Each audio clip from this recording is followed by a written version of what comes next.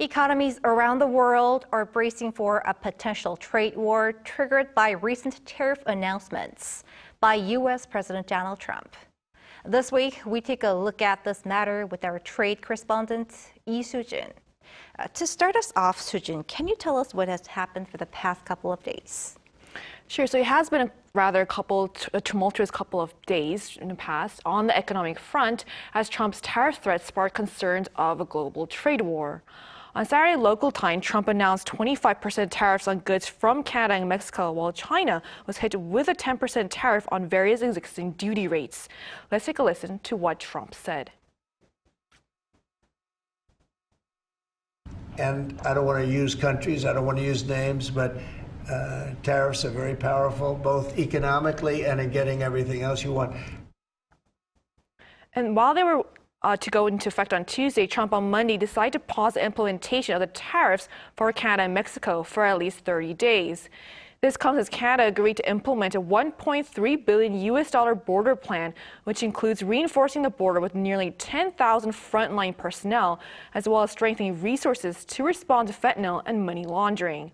And Mexico agreed to place 10,000 National Guard troops along the U.S. border to prevent the flow of drugs. But Trump's 10% tariff on Chinese products took effect just after midnight Tuesday.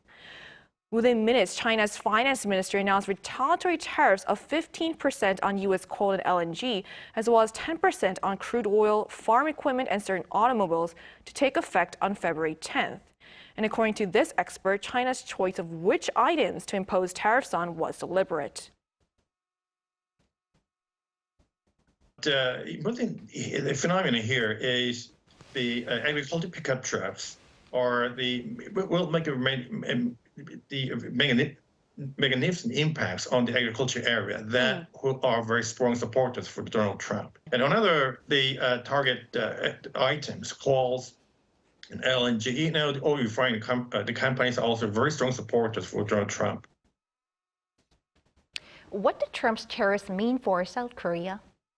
Right, so South Korea may actually see both risks and opportunities in regards to the tariffs on China.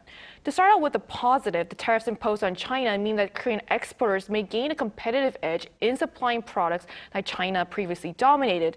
This means that U.S. companies may shift their supply chains to South Korean firms. Let's take a listen. In markets like the semiconductor industry, companies like SK Hynix already have a strong presence. And if tariffs are imposed on China, South Korean products could gain an even greater competitive advantage. As semiconductors are South Korea's top export item, this would boost the country's trade surplus. But the expected drop in exports of Chinese goods to the U.S. may reduce Chinese orders for South Korea's key intermediate goods. Here's what the same expert said. Our country's export structure depends on selling intermediate goods to China, for them to be assembled into the final product for export to other countries. So if demand for China's goods declines, demand for these intermediate goods will also decline. It's also important to note that there are also growing concerns about the possibility of tariffs on the EU and South Korea as well.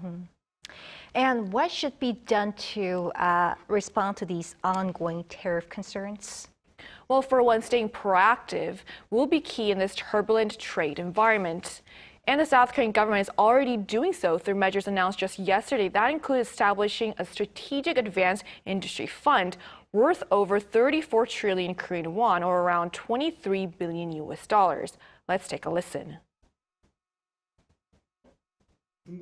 Ongoing global trade uncertainties, including additional tariffs on China, require close attention. We will establish a strategic advanced industry fund at the Industrial Bank of Korea to support high-tech sectors like batteries and biotech.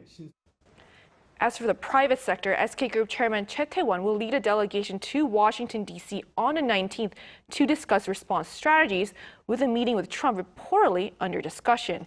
And here's why this is important at this time.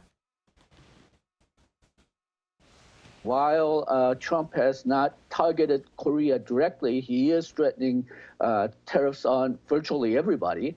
Said that he wanted to replace subsidies for semiconductor factories with high tariffs.